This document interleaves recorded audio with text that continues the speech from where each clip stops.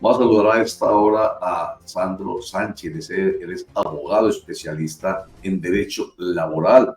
Abogado Sandro, qué rico que esté con nosotros aquí en Clicracia, el poder de la información, un clic, la democracia en la información, formación para la democracia. Bienvenido, Sandro.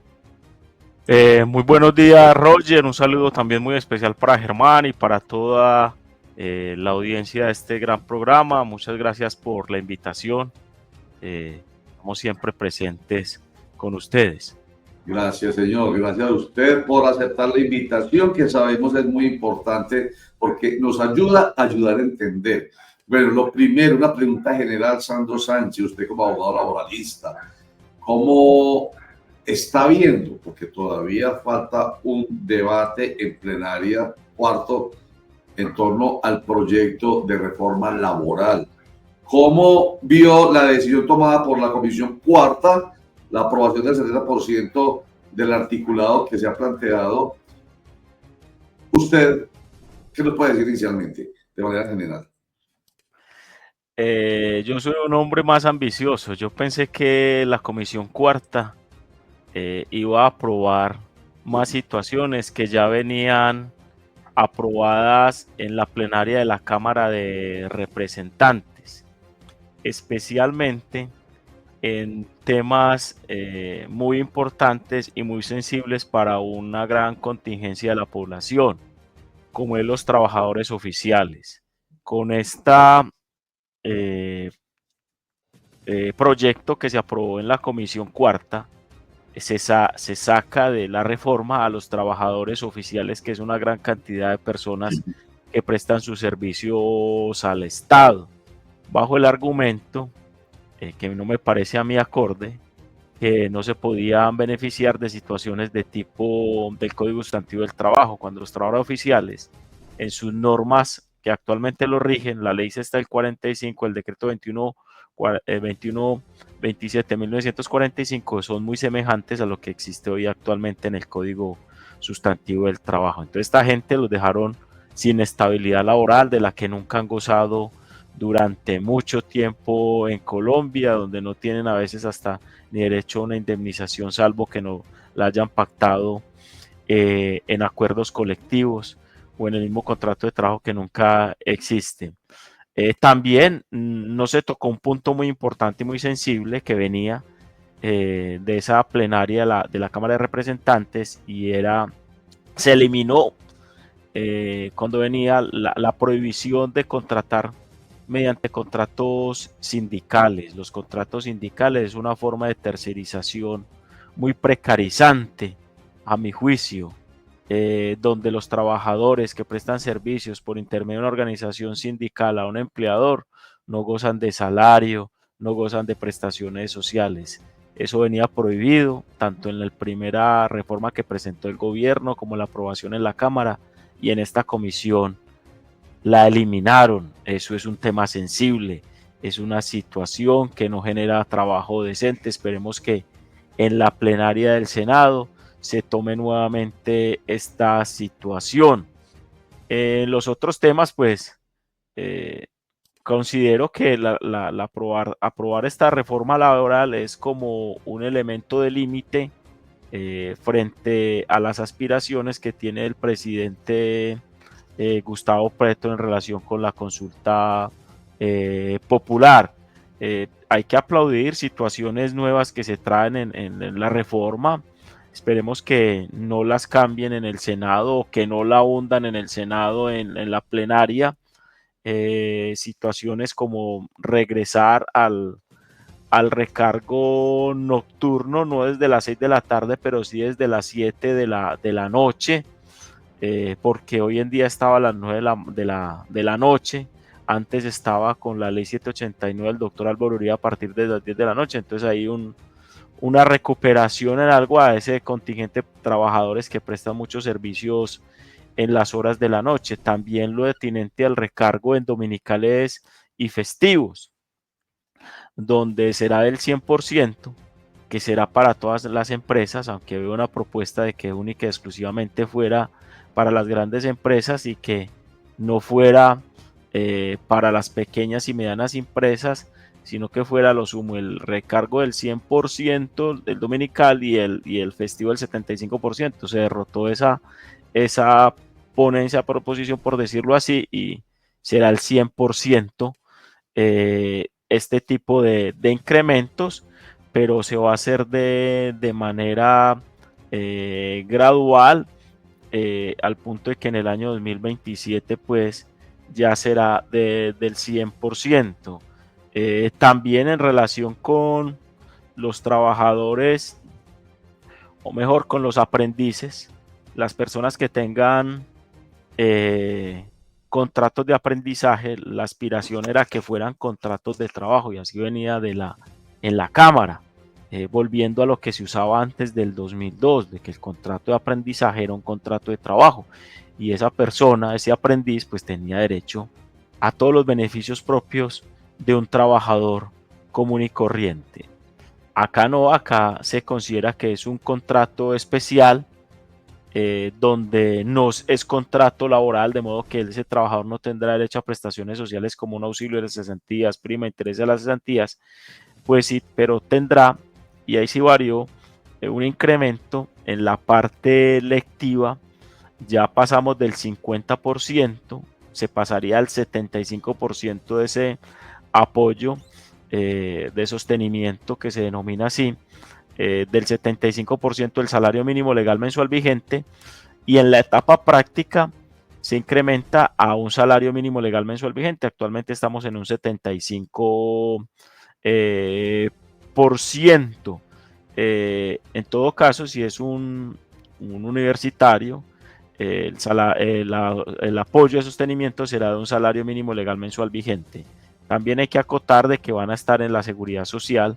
En esa fase práctica estarán en riesgos laborales, en una EPS y en las cotizaciones en pensiones. Entonces ahí es una forma muy buena en materia de seguridad social. En materia de la jornada ordinaria laboral, pues seguimos como estamos hoy en día, en esa disminución hasta llegar a las 42 horas, pero hay un caso muy novedoso y que en algunas empresas lo están aplicando hoy en día, y es de trabajar 4 días a la semana y descansar 3 días a la semana. De modo que si es de 42 horas, podrán laborar los trabajadores 10.5 horas de lunes a jueves, por decirlo así, o de martes a viernes, en fin, como se determine en la empresa, y descansarán 3 días a la semana.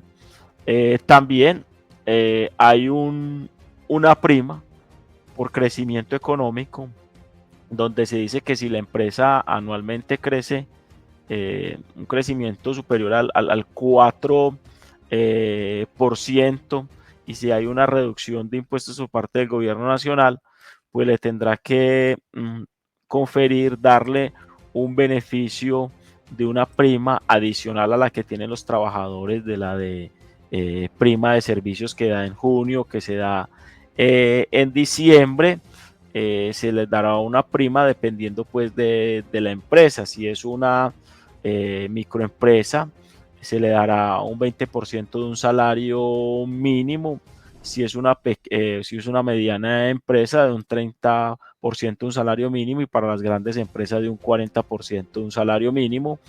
Esto pues el gobierno tendrá que reglamentar la situación, también mirar el crecimiento económico y la productividad de los empleadores para la causación de esa prima, que reitero, es adicional a la prima legal y a las extralegales que se hayan pactado. Con las condiciones que debe haber un crecimiento de la empresa del más del 4% respecto al ejercicio económico contable del año inmediatamente anterior de ese empleador. El empleador y el trabajador pueden pactar que esa prima se pague de manera diferida. También sigue la misma idea de darle unos permisos a los trabajadores para que vayan a las citas médicas o de urgencias, llevando pues un certificado previo de esa cita. En relación con el contrato a término fijo, hombre, lo ampliaron. Ya es a 5 años, que nadie puede laborar por más de 5 años mediante un contrato a término fijo. Pasado ese término se convertirá ya el contrato en un contrato a término indefinido. Esta situación, pues, eh, mirándola uno, pues debe ser una situación más racional, no de 5 años, sino a lo sumo de 4 años, porque hemos observado en el mundo del trabajo cómo se ha abusado de esta figura que ha servido como límite de contención del derecho de asociación sindical y la negociación colectiva. Sería pues como unos Doctor, elementos importantes, sí, Germán. doctor, qué pena que lo interrumpa, cordial saludo. Yo quería hablar precisamente de ese punto y en términos generales de lo que en opinión de muchos afines al gobierno y el mismo gobierno son, digamos que medidas regresivas las que tomó la Comisión Cuarta. Regresivas, por ejemplo, en el tema que usted está planteando. Se le dio una peluqueada, como dijimos ayer en el programa, a lo que venía de la Cámara de Representantes y terminó afectando en algunos puntos a los trabajadores. Cuando se habla de una reforma laboral, sobre todo después de una reforma como la del 2002 que afectó a los trabajadores, pues lo que se buscaba era una reforma que le permitiera al trabajador recuperar lo que se había perdido. Pero en el caso de los contratos de prestación de servicios, quisiera que hiciéramos un poquito de énfasis en eso porque se abusa demasiado de esto. Se supone que un contrato de prestación de servicios la gente no debe cumplir horario, no debe tener, digamos que un jefe directo que simplemente ni siquiera tendría que ir a los lugares de trabajo si no es necesario. Y sin embargo, muchas veces en las empresas cubren vacantes con horarios normales, con funciones, con jefes inmediatos, pero son a prestación de servicios y aumentarlo ya a 5 años, es decir, el problema persiste y no solo persiste, sino que se agravó. A ver, voy a aclarar, lo de los 5 años es de los contratos de trabajo a término fijo, ¿sí? Donde estás pagan un salario, te pagan unas prestaciones sociales. El contrato de prestación de servicio no hace parte del mundo, por decirlo así, del derecho al trabajo, porque ahí no hay un salario ni hay pago de prestaciones sociales, porque se entiende que el contratista tiene plena autonomía para prestar su servicio, entonces no hay una subordinación, no le pueden imponer horarios, no le pueden dar orden, no le pueden hacer llamados de atención, y eso es uno de los focos que debía atacar en debida forma la reforma laboral. Todavía se utiliza pues mucho ese contrato de prestación de servicio y se seguirá usando para tratar de eludir verdaderas relaciones laborales, pero cuando ese trabajador se encuentre ante una realidad, es decir, que no estaría en presencia de un contrato de prestación de servicios, a pesar de que hayas escrito el contrato, que lo haya firmado, pero en la realidad nos demuestre que él presta el servicio, está subordinado, le imponen horarios, lo llaman la atención, le dicen la forma de trabajar, es obligatorio que asista a reuniones o que esté al interior de la empresa, que para poderse ausentar tenga que pedir permiso, que no pueda delegar ese trabajo, que lo tenga que realizar él mismo y adicionalmente le paguen unos honorarios. Ahí estamos en presencia efectivamente de un contrato laboral, de una relación laboral, y ese trabajador tendrá derecho a exigir entonces el pago de las prestaciones sociales, el pago de la seguridad social que no le realizó ese contratante que utilizó abusivamente ese contrato de prestación de servicios. Y eso sería lo importante, no solamente en el sector privado, sino en el sector público, porque hemos observado cómo pululan este tipo de vínculos en el sector público y que no genera en debida forma un trabajo decente, que ese es uno de los postulados de la OIT y de todos los miembros que hacen parte de esa Organización Internacional del Trabajo. Doctor Sandro, buen día, cordial saludo. ¿En qué términos quedan ahí, si hay modificación o no, si se les mete la mano o no, los contratos por obra o labor?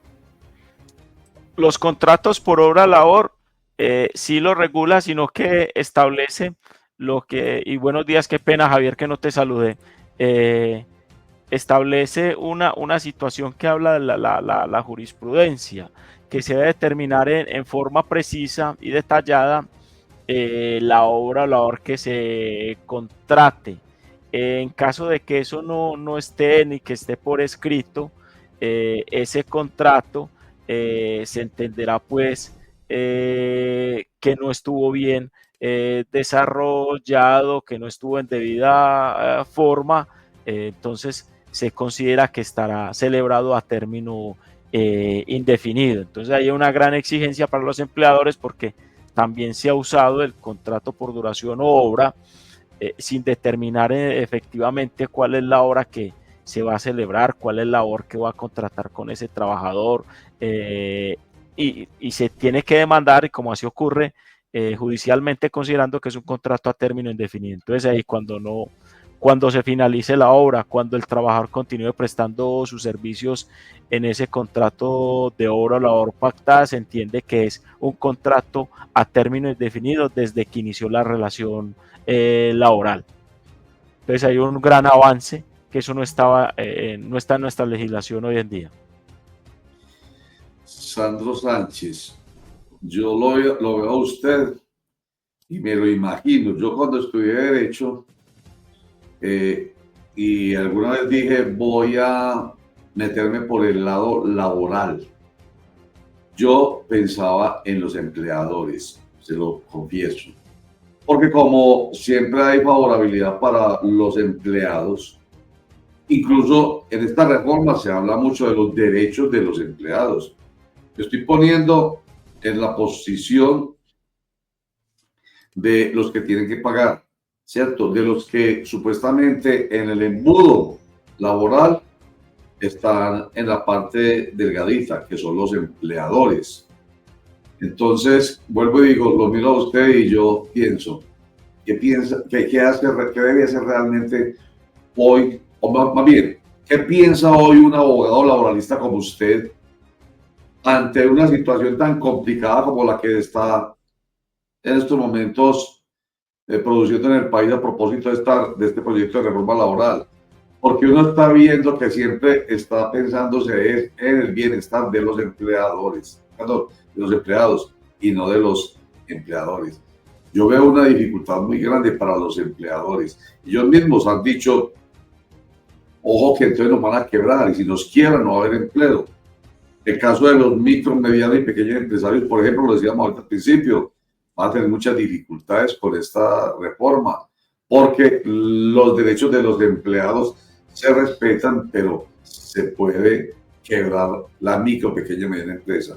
Entonces, con esto, Sandro, le pregunto a usted realmente qué piensa de esa postura, que es la de defender seguramente a los empleadores, a los empleados, pero ¿qué piensa? ¿Realmente usted sí ve como factible que haya la posibilidad de un acuerdo en el que las dos partes queden contentos y no haya un embudo?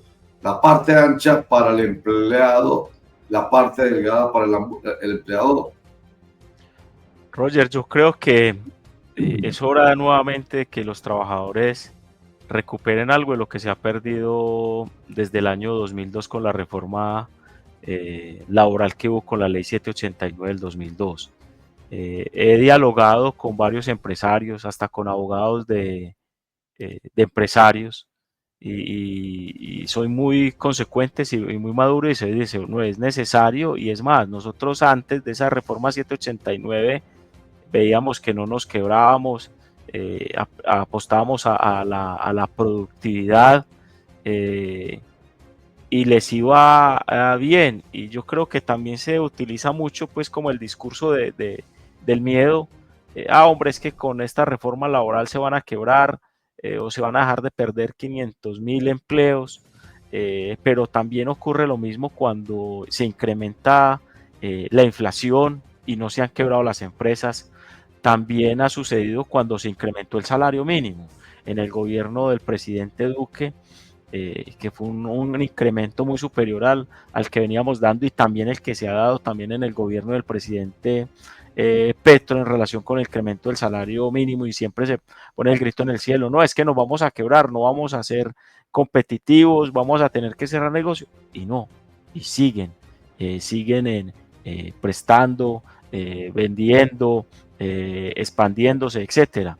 en relación con las pequeñas y medianas empresas, el mismo reforma, el proyecto ya que se aprobó en la Comisión Cuarta y que venía desde antes, es que el gobierno tiene un acompañamiento, un fortalecimiento de esas pequeñas y medianas empresas. Tendrá que reglamentarlo después de 12 meses, más tarda 12 meses que se expida la ley, si es que se aprueba en el Congreso. Entonces, ¿cómo la fortalecerá? Me imagino que desde el punto de vista económico y también buscando la formalización para la implementación de la reforma laboral. A mí me parece que la reforma en este momento, si bien no le gusta a muchos empleadores, a otros sí les gusta, eso es normal, es que a ninguno le gusta que le empiecen a aumentar situaciones como los recargos nocturnos o el pago de los dominicales y festivos. Esperemos que se apruebe, esperemos a ver cuál va a ser los resultados, porque un estudio que hizo el Ministerio de Trabajo para acompañar la reforma laboral cuando la hundieron y para tratar de reverla, decía que con esta reforma laboral se iban a crear 91.000 nuevos empleos anualmente. Entonces, esperemos y que seamos optimistas de que beneficie a todas las partes en el mundo del trabajo, especialmente a los empleadores y trabajadores, generando mayor productividad y los trabajadores teniendo un ingreso mayor al que actualmente tienen. Sandro, la discusión es complicada, es amplia, no es sencilla, pero yo veo como un punto de quiebre aquí de la ley 789 de 2002. Como que siempre se mira hacia allá y usted también lo ha hecho. O sea, ese es el punto de quiebre, eso es lo que realmente, digamos, generó el conflicto. Poder volver antes de eso, sencillamente, es como, veo yo, es como lo que realmente permitiría que esto tranquilizara las aguas. Sí, efectivamente, es que mire que con esa ley se benefició altamente los empleadores y no han sacado, por ejemplo, los centros de estudios como F de Desarrollo, etcétera. ¿Cuál fue los beneficios de esa ley 789 a favor de los empleadores? ¿Qué beneficios económicos obtuvieron? Y si tenemos los estudios de cuál fue el impacto de esa ley en relación con los trabajadores, que efectivamente se vieron muy afectados y que esa ley tampoco generó la empleabilidad que se aspiraba o que era el objetivo de esa ley, disminuyendo los beneficios de los trabajadores. Entonces sí, el punto de quiebre ha sido esa ley 789 del 2002, y lo que ha pretendido este gobierno es tratar de recuperar en algo lo que perdieron los trabajadores. Pero mira, hay temas muy importantes que no se tocaron, como uno comparando lo que habían presentado el gobierno en primera instancia, que los empleadores con cierta razón decían que parecía un pliego sindical. Por ejemplo, el tema de la estabilidad laboral no se tocó. No se incrementó, por ejemplo, la indemnización por un despido injusto. Se dejó de lado el jornal campesino, que era supremamente importante. Temas en materia de derecho laboral colectivo también se dejaron al margen, que son supremamente vitales y que es necesario que el Congreso legisle y que no esté a espalda en esa situación, tales como la regulación de la huelga en los servicios públicos esenciales, que se ha manejado desde manera de las altas cortes de manera jurisprudencial. La negociación, la unidad de negociación en un momento dado, porque hay una gran dispersión en la negociación. Entonces, temas muy importantes que no se han tocado, pero que uno comprende que no todo se puede aprobar, porque tienen que estar también en una armonización, en una conciliación, esos intereses de los empleadores y los trabajadores. Y creemos que con esto lo que se ha aprobado hay una gran conciliación en esos intereses, máxime que mire que antes se oponían en su totalidad los gremios económicos, y observamos como la ANDI dice: no, venga, sentémonos, miremos a ver qué podemos hacer por el país, y no han salido a manifestar su inconformidad con lo que se ha aprobado ya en la Comisión Cuarta del Senado, Fedesarrollo, también habló afirmativamente sobre esta aprobación. El único que se ha opuesto desde siempre ha sido FENALCO, y observamos también cómo CEO de grandes grupos económicos como el Sarmiento Angulo dijeron: no hay que mirar esta nueva reforma laboral, hay que tratar de apoyar y realizar cambios a favor de los trabajadores. Sí es. Doctor Sandro, ¿usted queda contento, con lo que se aprobó hasta ahora? ¿Le teme a lo que pueda pasar en el Senado? Y una última pregunta. Creo que aparte de esa estabilidad laboral, del contrato para los trabajadores agrícolas, hubo un tema que no se tocó a fondo y que va a seguir siendo como una especie de válvula de escape para muchas personas, empresarios sobre todo, e inclusive el mismo gobierno, que se llaman los contratos de prestación de servicio, que de alguna manera abusan de las personas y eluden muchas responsabilidades, sobre todo de los empleadores.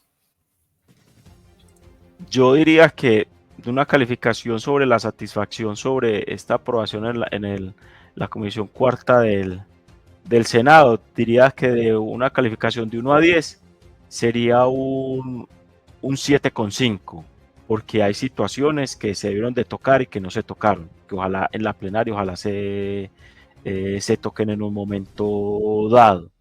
Sobre la aspiración del no uso de los contratos de prestación de servicios, yo soy como muy negativo. No creo que vayan a desaparecer del mundo y que se van a seguir usando como mecanismo, como tú lo dices, como válvula de escape de regir una relación laboral. Al menos hay una intención por parte del gobierno en el sector privado de tratar de regularlos en debida forma.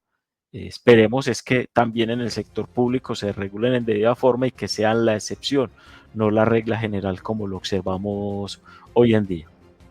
Antes de que nos despidamos, porque todavía falta que en cuarto debate se discuta lo que queda de esta reforma, entonces volveremos a hablar más adelante con usted, Sandro, pero antes de despedirlo, vamos a mirar lo que ha dicho el ministro del Trabajo, Antonio Sanguino, a propósito de esto que está pasando, de que si no hubiese primero hundido la reforma laboral, no hubiera necesidad de consulta popular por la reforma laboral. En fin, un comentario que él hace y usted me hace comentario final sobre lo que él dice. Aquí está el ministro del Trabajo.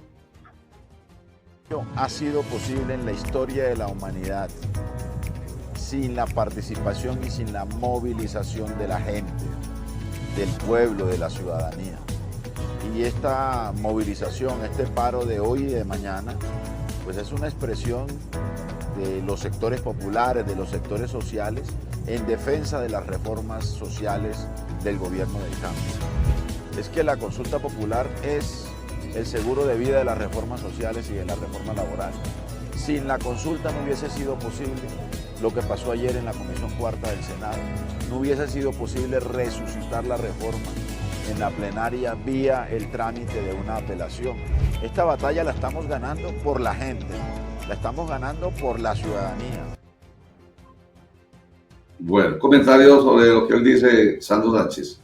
No, indudablemente la jugada de estrategia política que hizo el gobierno nacional con llamar a una consulta popular cuando estaban hundiendo la reforma en la Comisión Séptima por 8 senadores que no tuvieron la responsabilidad de discutir el proyecto, sino que lo archivaron de manera automática, sin ninguna discusión. La consulta popular fue lo que avivó que renaciera o que resucitara la reforma laboral. Y uno llega y dice, cuando presentaron el recurso de apelación, unos senadores en esa misma comisión que habían votado afirmativamente para que no se archivara, cuando conforman esa comisión accidental para analizar el estudio si procedía o no procedía el recurso de apelación. Estaba compuesta, le voy a decir los nombres, por Juan Pablo Gallo Maya, Angélica Lozano, José Luis Pérez Orjuela, Ariel Fernando Ávila, Marcos Daniel Pineda, Pedro Hernández Flores, Efraín José Cepeda, Saravia, y ellos decidieron admitir y conceder ese recurso de apelación, y por eso es que estamos discutiendo hoy la reforma laboral en la Comisión Séptima, cuando antes la habían satanizado, decían que no había lugar. Esperemos ya que el Senado en pleno tiene una gran responsabilidad de cara al país. Sí, y no se trata de situaciones ideológicas o ir en contravía de lo que piense un presidente o algo, sino que tiene una responsabilidad con el país, con el mundo del trabajo, con el derecho laboral, y que se discuta en debida forma y se aprueba lo que se tiene que aprobar. Si se aprueba lo que viene de la Comisión Cuarta, bienvenido y lo aplaudiremos, pero que no traten de archivarla sin una previa discusión democrática y que sea pública a los colombianos. Sí, señor, eso hemos venido diciendo nosotros, que por lo menos se discuta de cara a los colombianos. Yo quiero no ser chirpes verticalmente, como usted lo dijo hace un instante, y ahí fue que se generó esa otra posibilidad, jugada estratégica, dice usted, la de la consulta popular, que vamos a tratar enseguida con nuestro invitado. Sandro Sánchez, abogado laboralista, qué rico que esté con nosotros, y entonces estaremos pendientes para ver cómo evoluciona. Lo volvemos a llamar, por favor, Sandro, usted nos va a decir sí, con todo gusto, por la gente. Gracias, Sandro Sánchez. A ustedes, y claro, ojalá se apruebe la reforma y estaremos nuevamente aquí en Clicracia informando qué es lo que ocurrió. Muy amable, mi querido, ayudándonos a ayudar a entender, que es bien importante.